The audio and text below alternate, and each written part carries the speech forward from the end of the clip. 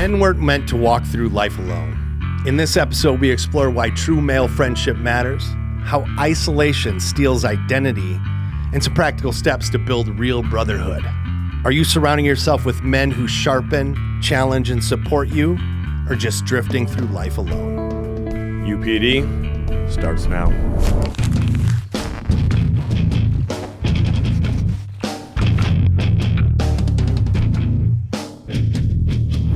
Friends, welcome back. Untrained, philosophical discussionists, Johnny Hansen, Annie Lamb. Guys, we are on our second part of the series, the Alone series. And today we're going to unpack ways you can go about developing a community of people around you that can help you when these critical times of loneliness should creep up on you, and they will. We all have them. We have moments that are sometimes longer and shorter. We're going to help you learn how to analyze those situations, who you can go to, who are some of the people around, and if you're lacking in any of them, how to go about trying to develop those close relationships that will fortify you when times get rough. That's it, man. I think we can look throughout history, and this is the most alone culture, I think, in any time in all of history we've ever lived, is Western society. Yeah. 21st century I'm so glad America. you pointed out that way, yeah. Because when we look around the world, and we'll get into this today, there's still a lot of community in far off places, and in fact, places that we would call second or third world countries. There's community there where they're not experiencing these kind of things. Now, it's not to say that one is somehow better than the other. It's to say that, like, there is a component to our great society that we have that is very deficient. It is. I think technology is the greatest contributor to that. Okay. And you go to a lot of these third world countries where they don't have technology like we have. And so they're in constant reliance on one another. And so they're very tribal in the way that they do everything, from the way they farm to the way they protect, the way that their family dynamics are set up.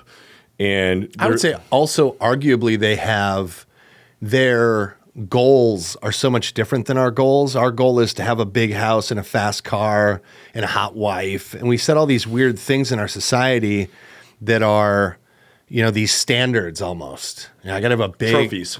There it is. Yeah. Green jackets, if you would. It's the green jacket from the first episode. And they don't have the green jacket in, you know, Rwanda.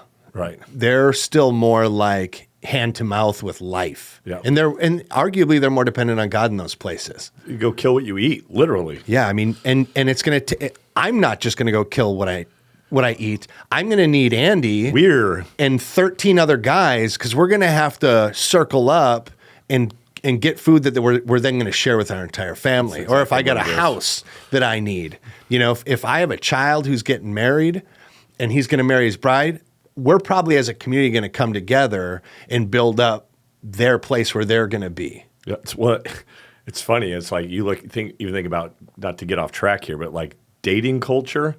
Like, we're the only place in all of history where there was dating. And every other culture around the world, everything's arranged within the community of who you're going to marry, and then those families join together to become one family. It makes them stronger. Yeah. So tribalism has been the idea, or the concept of loneliness, is something that has been perpetrated here in this country. Like I said, in the last 50 years, if you go back to history, President Herbert Hoover had this concept of rugged individualism that came up, where there's this belief that individuals can succeed on their own with minimal intervention, and relying on personal effort and determination actually would create a happier person. In reality, it does not create a happier person. Well, so let's also say that those components, there's components in there that are excellent. You know, being able to go out and achieve is not a bad thing. Correct. You know, so we're not saying that there's it's like this outcome, this false expectation of the outcome will fulfill me, that is actually the problem in that mentality. It's if I go achieve each one of these things and I check these boxes, somehow I will be complete internally and in my psyche, and that's just evidently untrue.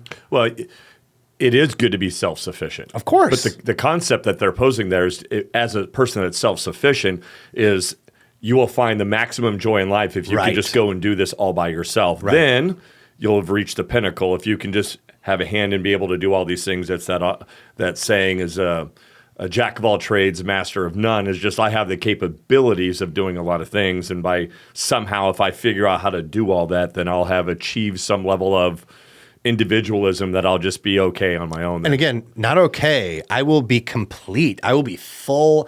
And I will lack for nothing then if I just check all these boxes. If there's 10 boxes, by the time I've checked 10, I've made it, whatever that is. Yeah. And we just find that that's absurd. It never works out that way. Did you ever see that TV show Alone? No. It's a competition. It's 10 people. They take them into the wilderness, usually like British Columbia, something like that, middle of nowhere. Okay. They drop them off. They get to take 5 things. So usually they'll take like an axe, a knife, a fishing line. And so it's like they get 5 things and that's it. They literally have to show up. They have to find their own food, find their own water, build their shelter. Yeah. Everything. And they drop them off and it's see who can stay out here the longest. Oh, wow. And once a week, they have a phone there that they can hit like a emergency button where they'll come pick them up if they get hurt or they get sick or something like that. Once a week, doctors will show up to do an assessment on them. There's 2 things that typically will take them out. One, if they're not getting enough nutrition. The number one thing of why they leave is they can't handle the isolation. Gosh, I bet. It's the number one contributor why they fail is just they're out there all by themselves, all alone with their own thoughts, their own wrestling with their own demons. Sure. And it's usually the thing that causes them to hit the come pick me up button. Historically, humans have lived in groups. We've lived in tribes and we've had purpose inside of these places too. So if I was a soldier, I'd be part of the army. If I was a craftsman, I was an apprentice first. Or journeyman. Journeyman amongst others who did the same thing. Farmers, you'd have many people. I don't know what this idea, and I always had it in my head, so I'll speak for myself. I always had this idea that it's like a farmer. It's like, no, why do you think they had 30 kids? Like, it was a whole family thing. They didn't hire their help. And like the brother-in-law was there helping and maybe 3 or 4 brother-in-laws. And the women were also doing their part somewhere over that way too. And like, we were all doing this thing. Hunters, when I would go hunting as a child with my dad, it was with like 9 of his other homies. And then my brothers and some of them had kids. Should be like 15 people of us out and we would do like a push. You know what a push is? So like, for those that maybe don't, it means a couple of guys are standing on the edge of like a big field of brush, and then other guys are walking towards and they're pushing out whatever game you're trying to search for. For us, it was deer. So you're trying to push deer out, and obviously you have 2 very trusted, skilled, accurate shooters on the other side so that when that, whatever is coming through the other side, they're not shooting me as the guy that's trying to push stuff through. By the way, you have blaze orange, which is very bright colors on, but they're looking for that. And so we're working together as a team, and you have to be very quiet. But there were times where we'd talk and we'd laugh, and like there was a camaraderie to that. That's one of the things that like we're all really missing right now. We haven't talked about this in a long time, but Boaz. I always said, Andy's the Boaz of his family. What does that mean? I'm saying that it's not just blood. When Ruth came along, she had her people. Boaz had some people. And then they accumulate people over the time that come in and go, you guys are living well. I will recognize Boaz as the leader here. But by the way, Boaz also has to recognize me as an individual in his community and care for me. So like all of that has been happening for time immemorial. Since there were humans, we've traveled in packs, period. And we're getting away from that. And we're moving further away from it with social media, to your credit there, what you're saying, with like the invent of that and like how it's becoming even more of a daily, people exist inside of this. And now we're seeing AI come into place and it's being able to verbalize stuff back to us in this almost, human robot communication method. So people are unfortunately becoming more dependent on a non-human organization, and they're becoming more desperate. Well, and consequently, the downfall of that is they no longer have the capability of sitting down with somebody and reading their body language or their tone of their voice. Great point. Or have eye contact. So we've lost this gift of these communication skills that we've traded for a text message. How often you send somebody a text and then you end up talking and they're like, why were you so mad? And it's like, I'm not mad at all. I've just sent you a text message, right? Yeah. So that we've lost that capability of being able to communicate with each other. You know, it's funny. Like, it makes me think of, I don't know how factual this is, but you've heard this. I've heard this. Maybe the viewers, you've heard of this, which is like women that'll hang out together will develop a menstrual cycle around the same time. Sure. Because your bodies start to become in sync. Like, God developed us in this very interesting way that, like, being around each other, you know, if my tone is off internally, you will cue on that and you'll go like, yo, is there something wrong with you? Like, you're coming off like something's up with you. Your energy's messed up. I can't get that from a computer. I can't get that from a text message or an email. And even sometimes can't get it over the phone. Right. It's something about being in the presence of somebody else. God gave us this other sense that's not only sight or only sound. There's something else that happens there. It's a cognizance to your vibe. Well, let's say. When you and I several years ago had that, we went through a time of tension. Yeah. You called me and said, I need to meet you in person. I want to sit right in Where front of are you? We're going to sit eyeball to eyeball and have a conversation so you know the depth of this conversation we're getting ready to have. It was fantastic. Yeah. When we look at the Bible even, you can look all throughout the Bible and see that the Bible's littered with these times of people coming together from the Old Testament, the way that they were tribed up. But going into the New Testament, we see that the 12 disciples. We see it in Mark chapter 6 when Jesus is sending the disciples out. 2 by 2. He's sending them out in pairs. He wasn't sending them out alone. He was sending them out in pairs. Why? Because he knew they were stronger as a pair. Paul's missionary companions, he was always with somebody. Either had somebody older or somebody younger with him. The story of David, we talked about him last week. And, you know, when it said in the spring, he had sent his men out in a time when kings go out to battle. And David did not go out. And consequently, we saw him have this great fall with Bathsheba. But if 2 Samuel, I love this. Have you ever heard of David's mighty men? Yeah, of course. So they called him the 30, but David had these 3 mighty men. I just want to read this. I love this. So this is 2 Samuel 23, verses 8 to 12. And I'm going to butcher these, but you'll get the point. These are the names of the mighty men whom David had. There's Josheb Bashebeth. He was a Tachimonite. He was the chief of the 3. He wielded a spear against 800 whom he killed at one time. Next to him, among the 3 mighty men, was Eleazar, the son of Dodo, son of Ahoai. He was with David when they defied the Philistines who were gathered there for battle, and the men withdrew from Israel. The Israelites withdrew. He rose up, he struck down the Philistines until his hand was weary, and it said his hand was frozen to the sword. And then the third guy, the next to him was Shammah, the son of Agi, the Herat. You got it. The Philistines gathered together at Lehi, where there was a plot, a ground full of lentils, and the men fled from the Philistines. But he took his stand in the midst of the plot and defended it and struck down the Philistines, and the Lord worked a great victory. David had these dudes around him. Some pipe-hitting homies around him. And if you go on and continue to read that, there's another 34 guys that it listed off. There's actually 37 in a whole of these men that formed this tight band of brothers that did amazing things in the name of God, because God knew that man, starting from Genesis 2, was not meant to be alone. Right.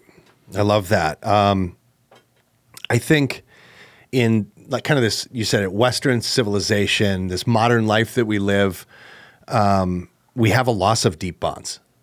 You know, we've got remote work, digital living. And then I thought this was such a key component, which is like there used to have a thing called the rites of passage. You know, these were clear, recognized milestones that you'd hit that let you know, okay, now I'm in this next place, and gave you a sense of purpose.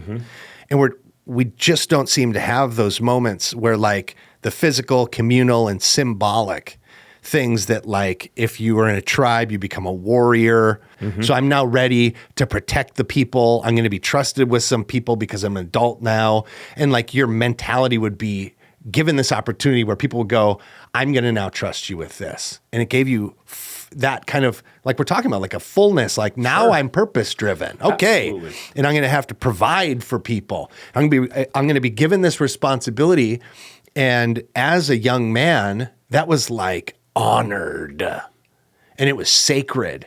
And you were carrying generations of people behind you and in front of you with this honor that you were now going to carry. Well, it was taught. And it was known.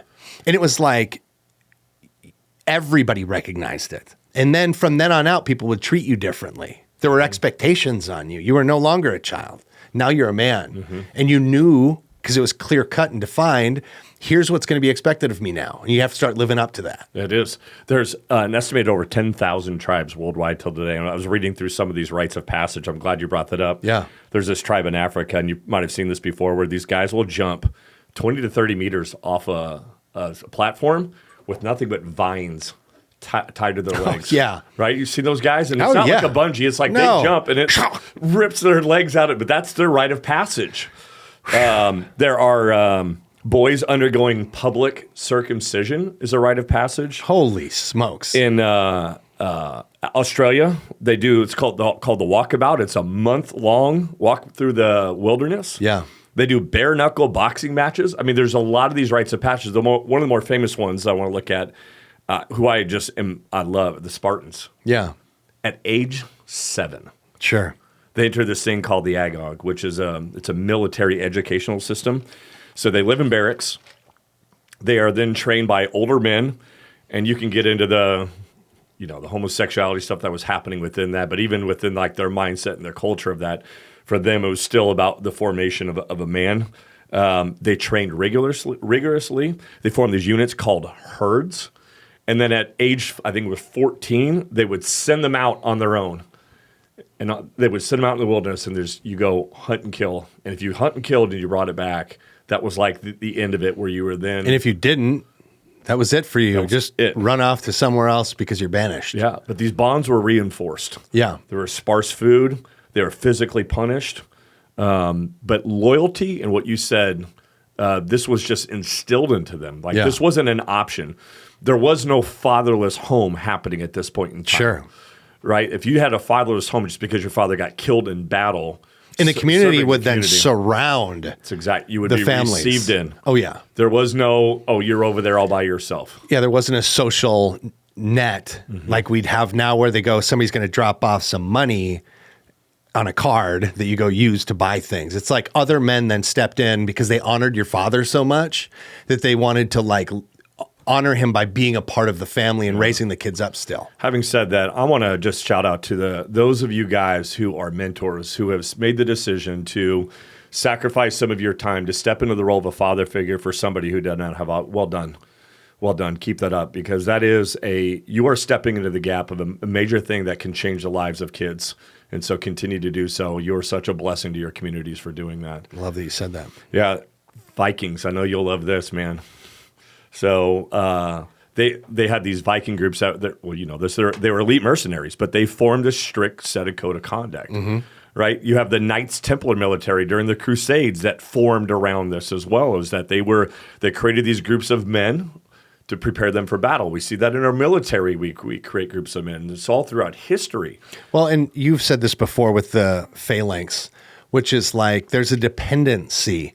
So I don't want to be the weakest link. So I'm constant because I care so much about them around me. And I also care about you being ready. That's right. So like there's an accountability thing there too that's happening. Yeah. If you haven't listened to phalanx, is the way the Spartans fought.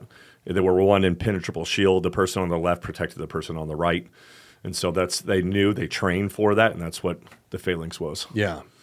I think those components are just so, and I know that we're giving these historical examples right now to highlight the contrast that is happening today, which is like a lot of these things have either vanished completely or been so watered down as to be almost irrelevant. I think, I was listening to a pastor talk about this. The United States of America is the only place that does not have a determination of when a boy becomes a man. There isn't like this, you reach this age or you perform this act, and that's at that point in time. Because it's weird. It's like, okay, well, you get your driver's license at 16. I can join the military at 18. I can buy alcohol at 20. Yeah, 21. And even at 18, though, such a small portion of our society joins the military. Right. And listen, I didn't either. I did, but it's like, but 18 you can vote. It's like, okay, well, which which age did I become the thing? Did I become the adult? Or did These are supposed to be stepping stones towards adulthood. Right. And then I'll go to college, which is then me maybe separating myself from my, family that I've lived with up till then. But that's not always even the case anymore. It is. It's hard to now define, like, where does youth stop and adulthood begin? Well, we've labeled this middle ground called adolescence. You've gone from a boy to your adolescent and then become a man. But even in that weird grouping of adolescent, what does that mean? What age do I become an adolescent, and what age do I come out of that? So then, as a young man, you're purposeless. So you're kind of spinning around and spinning your wheels. Like, what am I supposed to do? What is next? And people will kind of like, well, maybe you go to college, and you go there and you go like, what am I doing here? Like, what is this? There's none of the defining things that we spoke to that kind of help you to understand where I'm even at in this experience we call life. Well, even stranger, you go to college and then you surround yourself with a whole group of people who are in that same boat of trying to figure out, who am I? What do I want to do and what I want to be? And it can be that way. And obviously we're painting everything with a pretty broad stroke. Sure. Because the numbers back up what we're saying. We're not saying there aren't specific individuals who know all these things or who grew up in a house of that. We're speaking directly to those that don't, which is the majority, to be clear. That's very clear. And so consequently now we have this whole group of 20-somethings or late teens or 20-somethings that are misdirected or they lack a clear sense of identity or responsibility or belonging. And now they're just given this, and then it's like, well, you'll find your people on this, or you'll find your value in this. And then they start watching the different things on that, and they go, boy, these guys all have stuff that I don't have, and they all look awesome, and it's perfect there, and I have nothing, and I have nobody, and I don't know what I'm even supposed to do. And then they don't relate. And then they step aside and they kind of step out and they do their own thing. And they don't find group unity. They don't find community. And as the days turn into weeks, turn into months, turn into years, they can find themselves isolated. Yeah. And they can be alone. I mean, that's the topic here. And this is, we're trying to paint like the path towards alone. It's one of those things kind of like alcoholism, I suppose, as I relate it to myself, which is I didn't have one drink and become an alcoholic. It was years of drinking and drinking more often, with more frequency, that all of a sudden it was pointed out to me and I was like, whoa, I am here. This is me. I think the same thing happens with like isolation. It's like this creep of like, I'm in high school and there's a bunch of people around me, but I don't really relate. And I haven't really maybe I've made some efforts towards relating, but none of them really became fruitful, possibly because of some stuff I did or some lack of stuff that I did, possibly some lack of getting in the right groups or really applying or being rejected and feeling like, I'm not even going to try no more because that hurt me, And then moving beyond high school and still kind of spinning your wheels. And if you go to college, what's that look like? That's an even tougher place, can be, where there's just even more people. And some of them are super focused and others aren't focused. And where do I fit in here? And you just kind of fit this life where you just start scooting through and all of a sudden you're 30. And you look around and you go, I'm one of the 4 that doesn't have anybody, that doesn't have somewhere where I say I can truly share myself with them, And you can find yourself, you meet a woman and you can get married and you can have kids. And you can still find yourself that way because we're talking about it's important. Obviously, finding a good woman and being married is very important. But we're here to say that like there are certain complications and difficulties in your life that only communicating with another man is going to help you get past. You have to realize too, like, not only is it hard on you health-wise to be alone, but you have to realize is that you're bringing value to the community. Like the community needs you. Yeah, gosh. Matt Chandler, who's pastor down to the Village Church down in Dallas, Texas, I heard him say this. He said, silent suffering has been taught that it is a noble strength. Say that again, please. Silent suffering has been taught that it is a noble strength. What does that mean to you? It means that I am meant to suffer in isolation. That if I can just be in isolation. Maybe I've been chosen to suffer. I've been chosen. So this is what's going to make me strong. It's going to make me purposeful, is that if I just stay silent and I just suffer over here in my isolation, then I'll be the common, or be the strength for everybody around me. Or maybe it's what I have to bring to the table isn't good anyways, so I'm just going to stay over here. I'm not going to engage with anybody, so that way I don't hurt anybody or bring problems to anybody. Where do you think those thoughts come from? Bible says that the devil is a roaring lion out to devour. So if he can take you and lie to you and isolate you. Twist the truth, always. Hey, that one time you got rejected is going to be every time. Stop trying. Stop trying. You'll just be happy if you're over here alone. Yeah, and littered throughout history is the nonsense that somehow that suffering alone is noble. Look at how hard he is. What a lie straight from the pits of hell. Or I could never be him. Like, you look at somebody maybe that you... Again, if you're on your social media all the time and all you're doing is watching somebody else's highlight reel, what do you... That's not a comparison to anyone's life. It's not even a comparison to that individual's life. Yeah. Stop comparing yourself. It's their highlight reel. Start recognizing it as that. They have their days where they're down. They have their days where it didn't work out. They have their days where they're imperfect. In fact, it's called every day. And if you're comparing yourself to somebody else's highlight reel, you're going to fall short all the time. It's time to put it down. Yeah. I mean, really, what are you consuming? Because is it starting to consume you? Then maybe it's time for you to get away from it. It might be tough. Put it down for the next time you think about putting it down. Leave it down. Social media, put it down. Look at social media like this. Social media is a billboard. It's not a journal. There you go. Right? Marcus Aurelius, who was the Roman emperor, he's a Stoic philosopher. He reigned between 161 and 180 at kind of the height of the Roman Empire. And I love this. He said, you have a function in the whole, like the particular function of an eye or a foot in the body. If you forget this and think only of yourself, you will be unhappy. But if you think of the whole, you'll be happy, even if you suffer.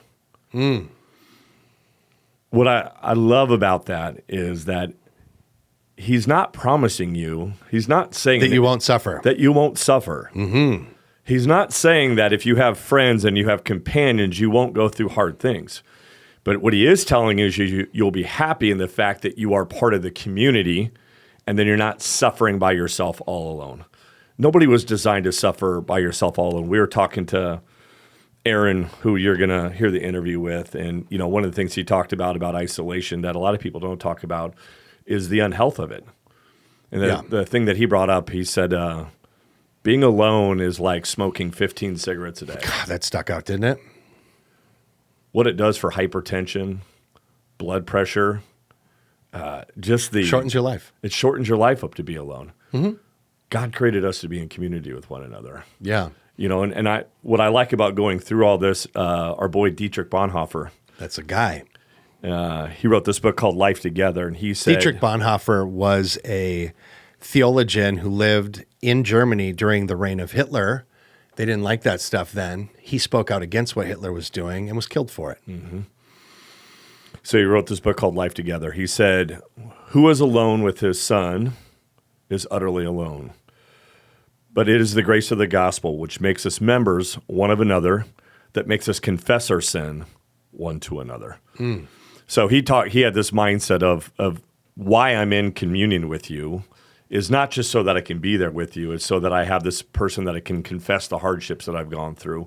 We see this in James chapter 5, where it tells us, confess your sins one to another so that you'll be healed. Right. Not so that you'll be happy, so that you'll be healed. Right.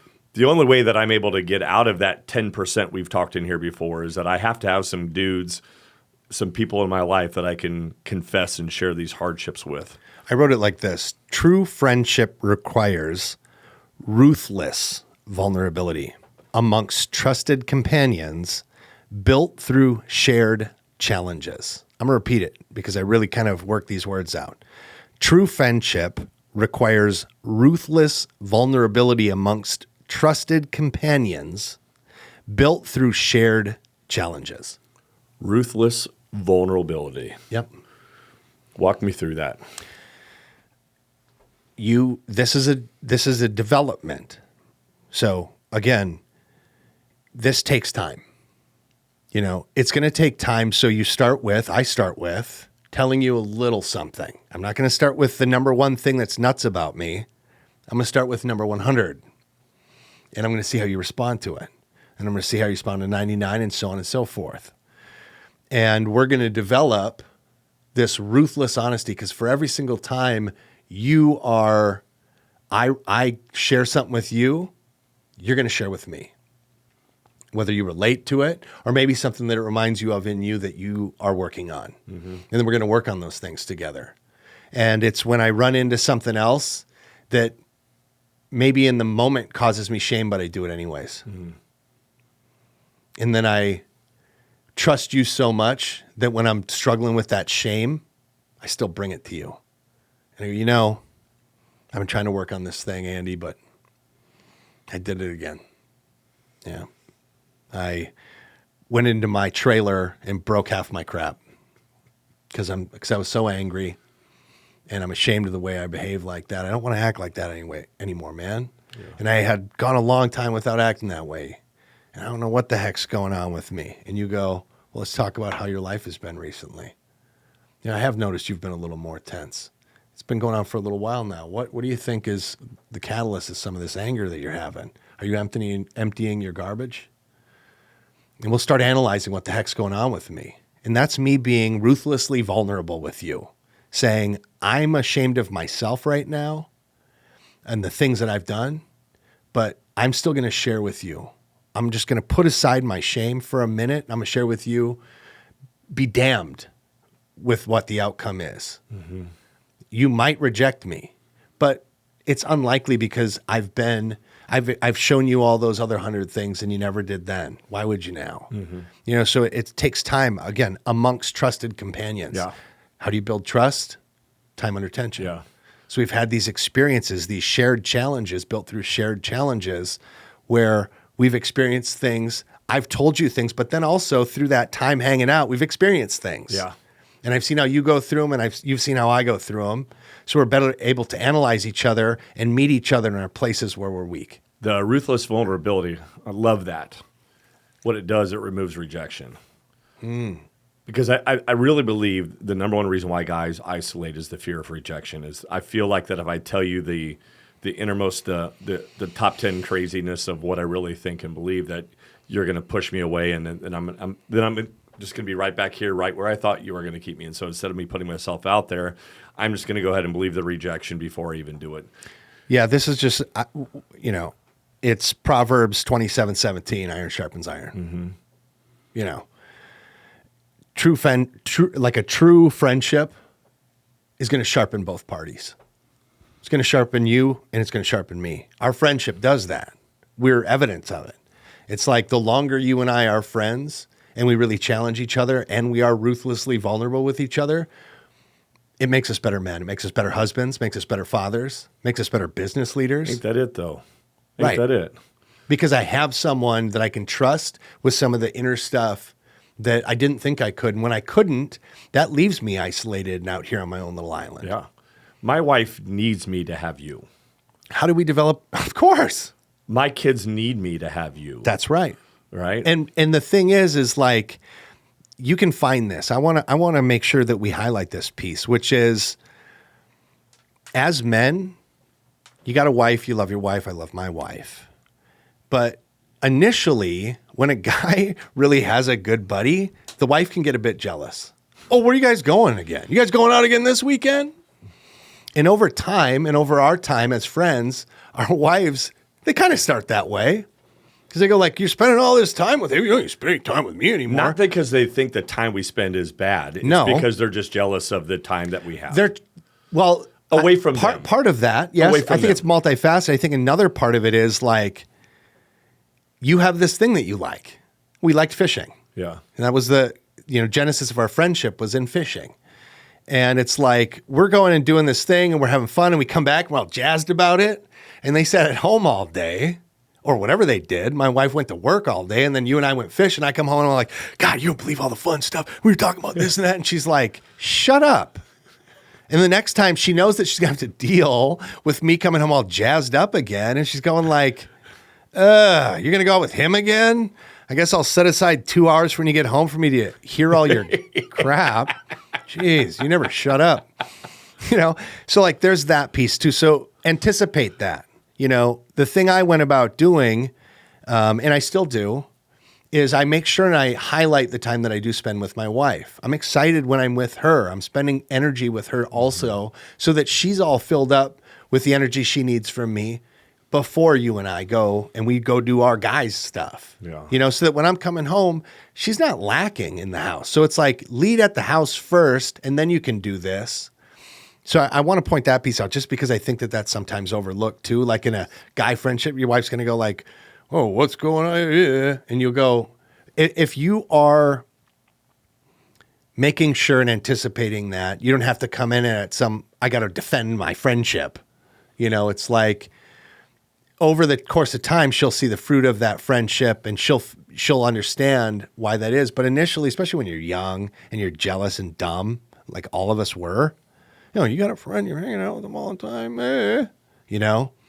That's something that will pass with time as well. But like, know that when you're young, you develop some good guy friends and also make sure you're managing those times. Like, are you rejecting her at the house? All right. Well, you got to probably put some energies in there too. You can't just be out with your homies all the time or she's going to find somewhere else to be. 2 things. You're exactly right. Exactly right. 2 things. Number 1, you said the fruit of the friendship. Yeah. There needs to be fruit from the friendship.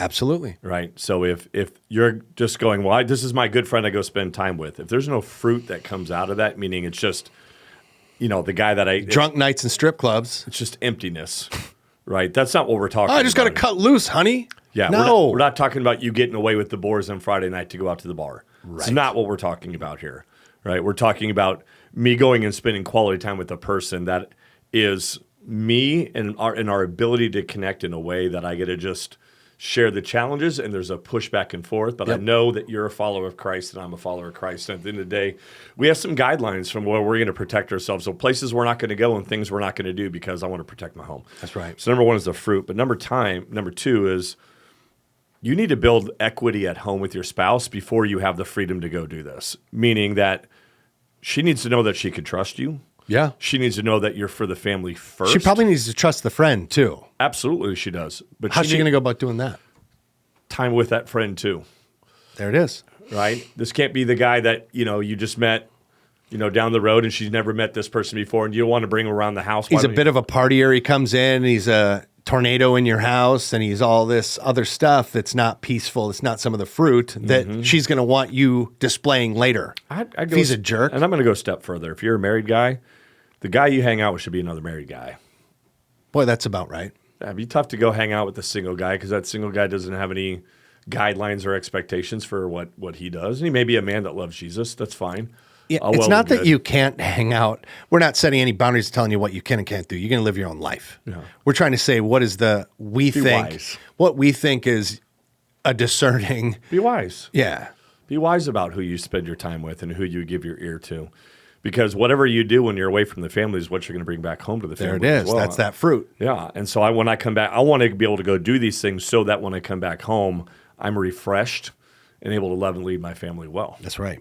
And if I'm alone all the time, that's going to be very challenging for me to love and lead my family well if I don't have anybody pushing back on the crazy thoughts that I have. Because you put us on a fishing boat for a while and you're going to hear some craziness between the two of us. But you brought up this thing earlier. We were talking about looking at reasons for isolation. And one of the things that we have traded the workplace of going and being around people for the online, the remote work, for the busy lifestyle. Yeah.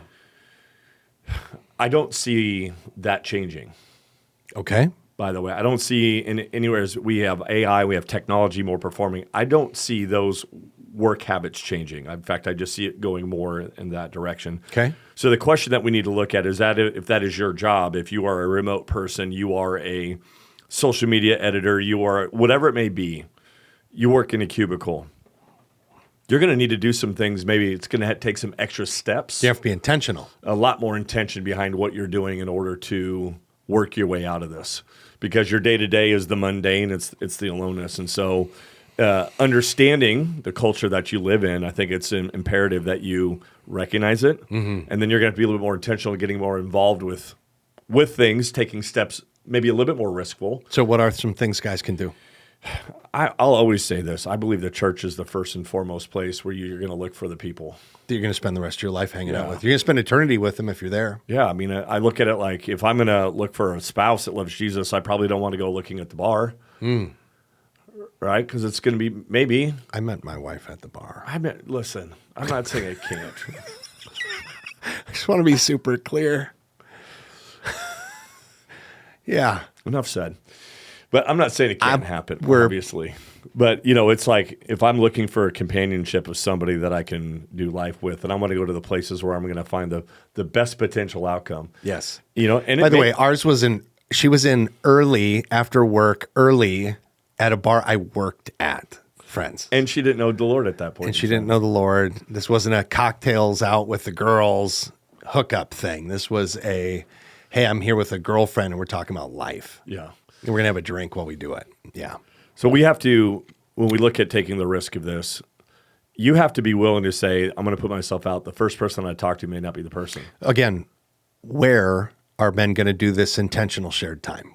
I would say look for a men's group, look for a community group, start serving at your church. I think serving is one of the best ways. We have, like at our church, our serving teams are some of the most close-knit people have some of their closest friends. I know for us at our church, our usher team are some of the closest friends that we have because we spend a lot of time together. We have that capability. And so there are some intentional things that you can do. Those are church things. Do you have any other examples? Maybe you should go join a softball team, or maybe go join a pickleball league, or maybe put yourself out there for that. There are groups.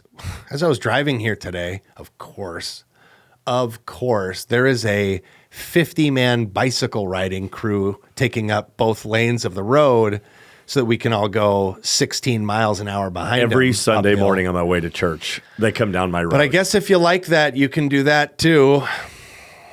Can all wear your tights together? Why do they always have labels too, as if they're sponsored? I don't know. Where does that come from? I think you just bought that. There's no way the sunglass company has already spotted you on the side of the road and said, that guy I'm going to donate this shirt to. Get out of here with that. I don't know why they put those on, though. That's something else. But what do they still travel in packs? Yeah. Yeah. Yeah. The point is, it's if there's something you already like, join other people that like to do it, and you're probably going to meet somebody. It is going to be taking that step to start getting into community. Mm-hmm. And then what you do is what we said before, risk a conversation with somebody.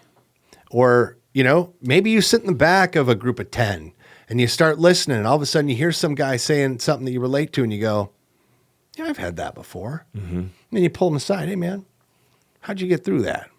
Oh, it's interesting, man. I did this thing. And they go, huh, wow. And you talk to them for a minute and you go, hey, are you going to be here next Saturday when we do this thing that we like to do? Yeah. I want to chat more about that. And you make an intention and you set a plan, and then you go about fulfilling that plan. The next time it happens, show up. Yeah. Shared experiences are a common ground for a lot of people, right? I would also put this challenge out to guys that are out there that are listening right now that do have close friends. If you're a person who's at church and involved and you see some guys just standing around by themselves constantly, help make a connection, man.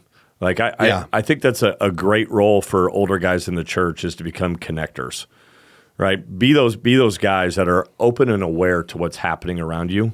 Be willing to go and have conversations with people and help them get connected. I think that's another thing, a mode of discipleship that we can have as older guys, is teaching people that don't have that skill set and how to have that skill set and how to have a conversation with people. Because if I talk to enough people at church and I go, wait, you went through what? let me get you connected with Chris over here. He went through that same experience, and I'm able to bring people as a connector. And then you'll also, a guy like Andy is going to have to take a little time with both Chris and the other guy. You can't just hear their story once and go, oh, I heard somebody else say something like that. Mm-hmm. Let me get you over to them. Because then they're going to stand around and be like, I guess that's not exactly, it's not always helpful. Being a bridge. Yeah. The bridge is you might bring these two together, but you're going to stick around for a while too.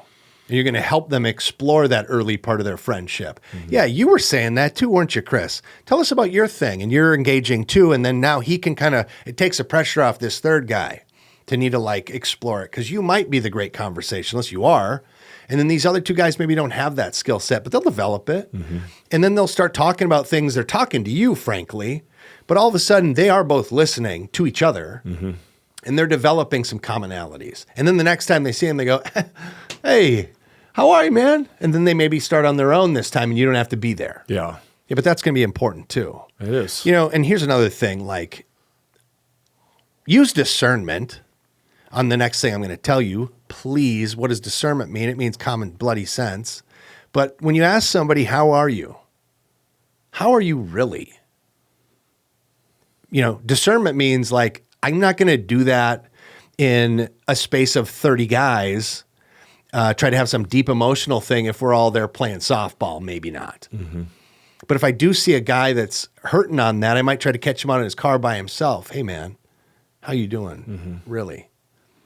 And I'm going to wait for a response. I'm going to take the time that it takes to unpack that response too. And I'm probably going to do some follow-up because that shows I care. What you just did there too, people may not have recognized it, but when you asked that question, you actually changed your body language and the tone of your voice when you asked the question. I'm here. Right. And then you went, how are you really? Right. Right. And it's going to be an initial response to go, no, I'm good. It's the, gosh, that is such a trap. And Mike, shout out to Pastor Mike, he was talking about that. I'm fine. Mm-hmm. Is this innate response that you have to make to everybody all the time? There's a time for it, by the way. If I'm working and I'm in this responsible place where I'm actually doing a task, I probably can't put the task down maybe and verbalize the whole thing. But I probably won't ask the question if I'm in the midst of a task. You won't. But right. I'm saying that's where discernment comes in to kind of assess what's going on. Yeah. Where if they are busy, go, hey, man, is there a time we can chat later or something? You kind of make yourself available to that person if you care or if you want to or try to, for crying out loud. Yeah, one of the things I've tried to start doing with people when they say, how's your week? And they go, week was great. What was great about it? Ask them a follow-up question. It's been amazing to watch them go, they struggle to answer. It doesn't sound like it was so great. What's going on? Or that's a great window for you if you do follow up with, what made it great and they still struggle. Why don't you take a little moment and imply what was great about your week if you had a great week? Yeah. Why don't you give them a little context for what a great week looks like if that's what you've had, or maybe you've had a crappy week and you go, really? God, because my week's been tough. And then you lightly, again, discernment, lightly unpack a little something, that ruthless vulnerability I'm talking about again. I'm going to share a little something about myself quick that gives you the opportunity and the place and the peace and the confidence to say the thing that's actually on your heart. Yeah. Because that's not easy all the time. We have a pretty easy time with it because we've been doing it for so long. Right. It's practiced. This is a learned communication skill. Thank you. Done this a lot over time. We've done this over our entire friendship. That's why we started this, is because we've developed such a good sense for it that we thought other men probably could use a little prodding in the direction. Mm-hmm. So that's going to be your opportunity then to jump in and say, and kind of show that little bit of vulnerability yourself. You don't have to unleash the whole beast, but you can unleash a little something that kind of gets the ball rolling. Mm-hmm. And they might go, yeah, actually, it wasn't that great of a week. God, I had something too. And then they share a little bit. Boom, now you've got this shared experience. Yeah. And you've got that little bit of vulnerability between you, a little wink of the eye here and there, where you go I get you, and you get me, and I relate to you. Just had a guy this last week at church. I walked by him and I said, hey, how was your week? He goes, great. I could tell. And I sat down and I go, what was great about it? And he just kind of put his head down. He's like, well, just went through my third round of immunotherapy. I'm like, tell me about it. Mm. And it turned into a 15-minute conversation about his cancer and his treatment and what he's got going on that, in the standard practice of people, you would have walked by and he said, I'm great. And the guy, oh, awesome. Have a good week. But sometimes it's us being aware of our surroundings, be able to see people. Yep. Because people want to be seen. Of course. I was able to pray with them. But that's very easy for us just to walk by people and the busyness of our own life and the unwillingness of ours to get in the trenches with people, because that's really what a lot of it is. They just don't want to get in the trench because you're uncomfortable being there and you haven't been there before. It might also you start thinking playing the tape through and you go, this might also create future obligations. Oh, wow. And then you dread that. If I let him unpack some today, he's going to unpack something next week I got to see him again, and I'm going to have to hear about his cancer all again. And it's hard. And some things are just going to be hard. That's the truth of life. By the way, you helping walk them through that hard experience is going to make you better if you have to walk through a hard experience. That's the dirty little secret that Satan doesn't tell you about it. When he's telling you all the awful stuff that's about to happen, what he doesn't tell you is there's a reward on the other side of taking that time. It's being able to be firm in your foundation when the hard times come for you. And you might develop yourself a friendship that'll be there with you. You also develop your skill set. So maybe you did say the wrong thing. That's okay. So next time I run into this, I know all I say is the wrong thing. Yeah, I know what not to say next time. And I learned from that experience, right? So that's my wife. You always say the wrong thing at the wrong time? Oh, my gosh. I do. I'm good at it too, man. My wife is really good at making sure I know that I'm good at it too. But that's why she's there, is to help iron sharpen iron me. For real. Right? It's a gift. Ecclesiastes 4:12, though one may be overpowered, two can defend themselves. A cord of 3 strands is not quickly broken. What does that mean? Strength multiplies when men stand together. Strength multiplies when men stand together. So as we're developing these vulnerable men relationships where we're actually talking to each other, then we're going through it, we're all standing together, we're all going through the storm together, we're unifying arms, and we're stronger. As you said earlier, with some of those tribal rituals, it's like you start developing these strengths with these other men around you, and you can go through a lot harder stuff. Yeah, I just watched you go through it and endure, so now I got the strength to walk through it and endure, because the guy next to me is going to have to walk through this and endure. Because you did, I'll go to hell and high water with you. Damn right. I'll stand right next to you at the gates of hell. That's it. There we go. I will go through hell and back with somebody if I know that they're putting into it. If they got my back, I'm a savage. I got your back. If you've done something that you went out of your way to be there for me when I needed it, boy, you know it. I got a shovel. That's called loyalty, man. Where are we burying? So what they call that, the 6 a.m. friends or the 3 a.m. friends, right? Yeah. It's that scene from The Town where he's like, I need you to come with me. I can't tell you where we're going and what's going to happen. Who's going to drive? Who's driving? Right? It's such a great line for that movie. Just out. And he thought he was watching TV, and it's just, who's driving? Right? It's just that loyalty of a friendship to know that I'm willing to go through some hard stuff with you. What we are trying to tell you is this. Yes, it's a risk, but the reward of having another companionship of another guy in your life is so worth the risk. It's not even on the same plane of things. The value that we get out of male friendship, not only for our own sanity, but for the role that it plays on me being a better dad, a better husband, a better businessman, a better leader, is invaluable. I would not be the man that I am today without my brotherhood. Yep. I wouldn't be. I know it to be fact. It would be impossible to be. But now my role is not only to continue in this, but my role now is to teach others what it looks like to be in brotherhood with other people. Where are we learning that from? I'm passing on the blessing. I'm passing on the blessing of my friendship to others. Yes. That's the point. I've been blessed with this friendship, man.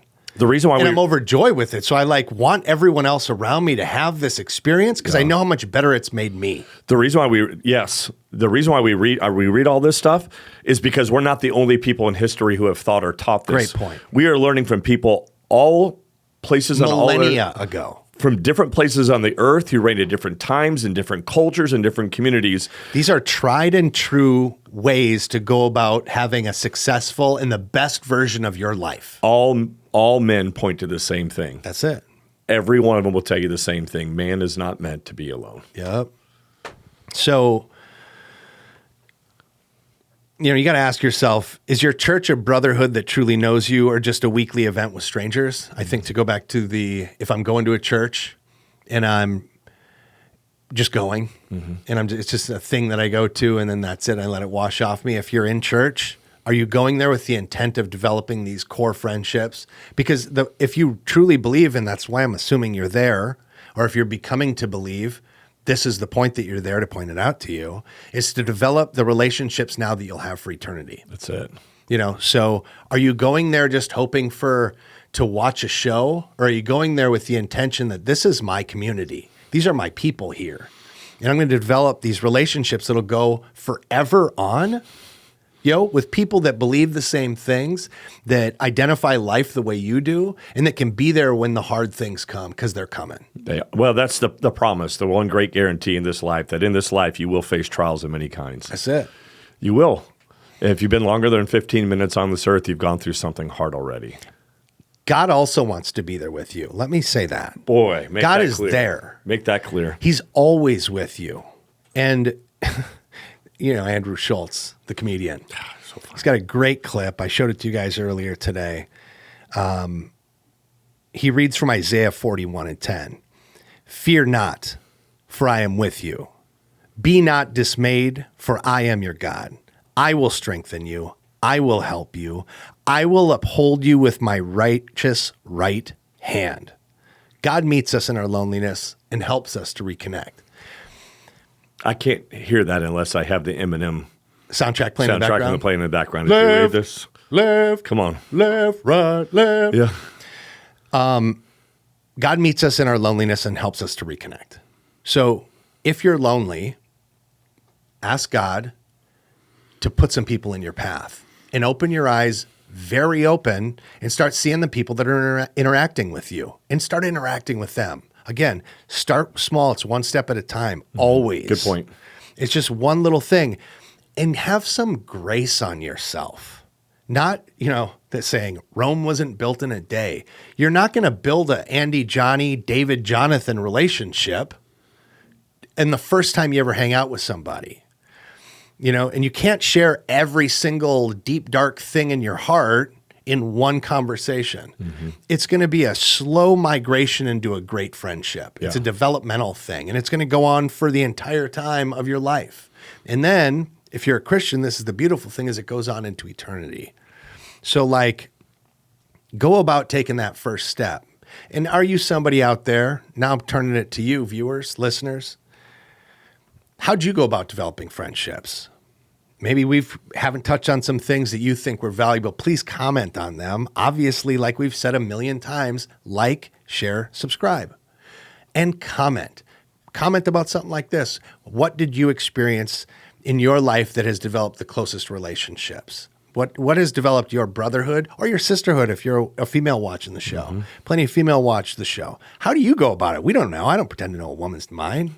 God sakes, are you kidding me? I don't know anything. We'd have the most watched podcast in the world if I understood a bloody thing. Yeah. So if you're a woman, what have you done to develop strong female relationships? God, I know that women's relationships are chaos.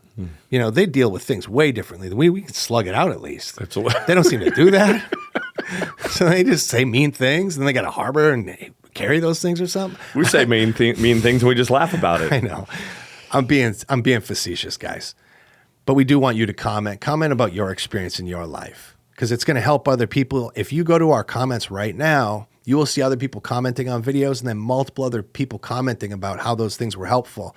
So you might not think that you have something that's amazing. I'm here to tell you do. Write it down. It is going to be not just valuable to us because you appreciate our show. It's actually valuable to other people that watch it. And they're going to see it and they're going to go, man, I relate to that. And they'll respond. And then we develop what that thing is inside of this place, which is called community also. And you can have that. We're not saying don't have an online community. You can have that too. For sure But you can. have to have some face-to-face companions living this life with you day to day. Absolutely you do. Yeah. Absolutely you do. You got anything else to add to this, homie? Man, our prayer for you guys that as you watch this series on loneliness is that, number one, if you are alone, we're praying. Our desire is to see men come out of this, and women, but see people come out of this and have real, true friendship, companionship, and somebody that you can do life with. You are not created to do it by yourself. There's too much evidence out there that's showing that your necessity to have people in your life is invaluable to you and to your family as well.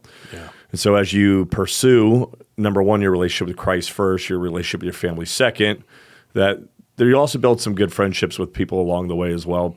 It's going to take a risk.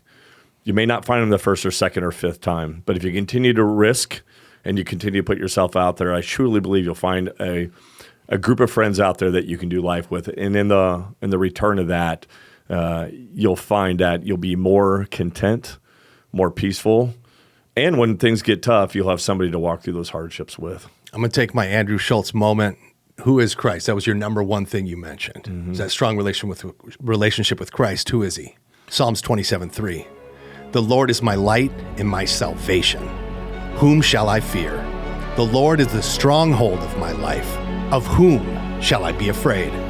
When the wicked advance against me to devour me, it is my enemies and my foes who will stumble and fall.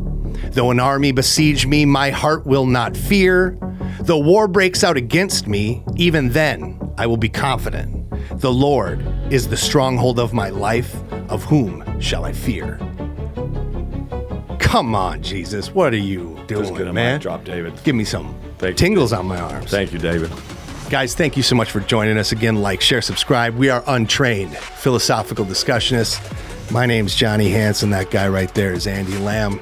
We appreciate you so much for your viewership. And we just want to pray that you have a deep and a fulfilling relationship with Jesus, and that he blesses you all the days of your life. And all God's people said. They said amen. Sure did, brother. Great conversation, pal. Yeah, man. Have a good week. See you guys soon. Later, guys.